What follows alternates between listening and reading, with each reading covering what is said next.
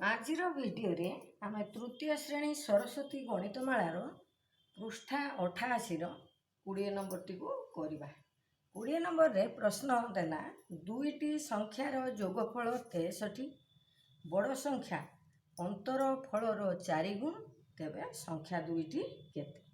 ताले प्रथमे आम कौन देला ना संख्या दुईटीर जोगफल देइछि।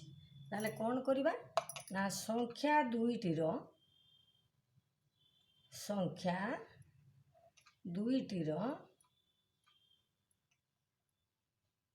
जोगफल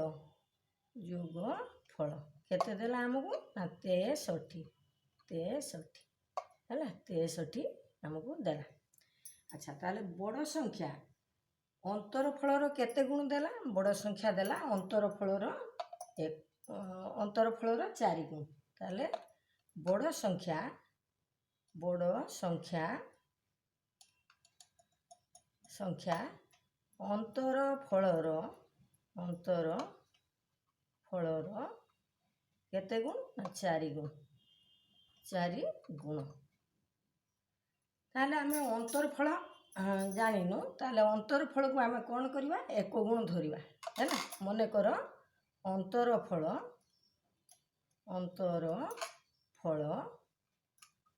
केते गुण ना एक गुण अंतर फल है एक गुण बड़ संख्या है 4 गुण। ताले बर्तमान आमे सान संख्या को बाहर करवा। ताले सान संख्या किपरि बाहर करवा ताले कौन करवा ना बड़ संख्या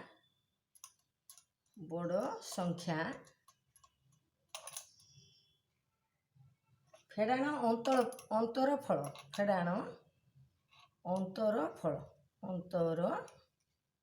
फल ताले जाइए आमर बाहर कौन ना सान संख्या। ताले बड़ संख्या बाहर आमर केते ना 4 गुण ये बाहर 4 गुण अंतर फल केते बाहर एक गुण बाहर। ताले आम बसे दी जीवा बड़ संख्या है 4 गुण फेड़ाण कौन ना अंतर फल एक गुण। ताले केते गुण है ना 3 गुण है 3 गुण किए ना सान संख्या है सान संख्या है 3 गुण है ना सान संख्या है 3 गुण।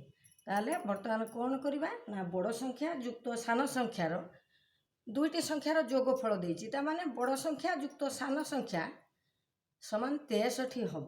ताले आमे कौन करवा ना बड़ संख्या युक्त सान संख्या समान केते हम देइछि ना जोगफल दे 63 को 63 लिखिदेबा।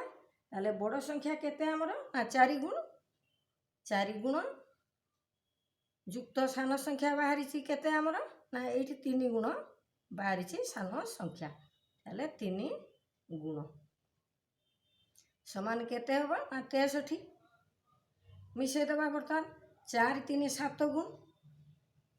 7 गुण समान केते ना 63 एपटू करवा एपटू आम गणित करवा। ताले 7 गुण को केते हमर ना 63 ताले बर्तमान बाहर करवा कौन एक गुण को बाहर करवा 63 हरण 7 है हरण 7 ताले केते होबो ना 7 नुआ 63 9 ताले एक गुण को बाहर हमर 9। ताले कौन करवा सान संख्या अच्छी 3 गुण ताले सान संख्या बाहर बर्तमान ना 3 गुण नहीं बाहर कर 3 गुण गुणन केते ना 9 9 3 27 है हमर कौ संख्या ना ये है हमर सान संख्या।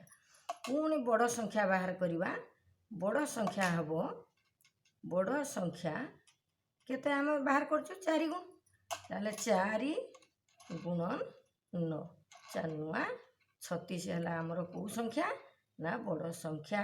सान संख्या है 27 बड़ संख्या है हमर 36। ताले अतएव कौन लिखा अतएव संख्या दुईटी ସଂଖ୍ୟା ଦୁଇଟି ଯଥାକ୍ରମେ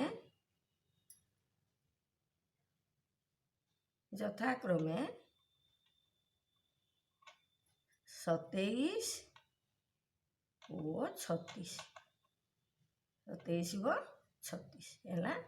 ମୋର ପ୍ରଶ୍ନ ଭିତରେ ଉତ୍ତର ଲୁଚିକି ରହିଛି। ପ୍ରଶ୍ନକୁ ଆମେ ଭଲ ଭାବରେ ପଢ଼ିଲେ ଆମେ ଯେକୌଣସି ଗଣିତକୁ ଅତି ସହଜ ଉପାୟରେ କରିପାରିବା। ଭିଡ଼ିଓକୁ ଏଇଠି ରଖିବା।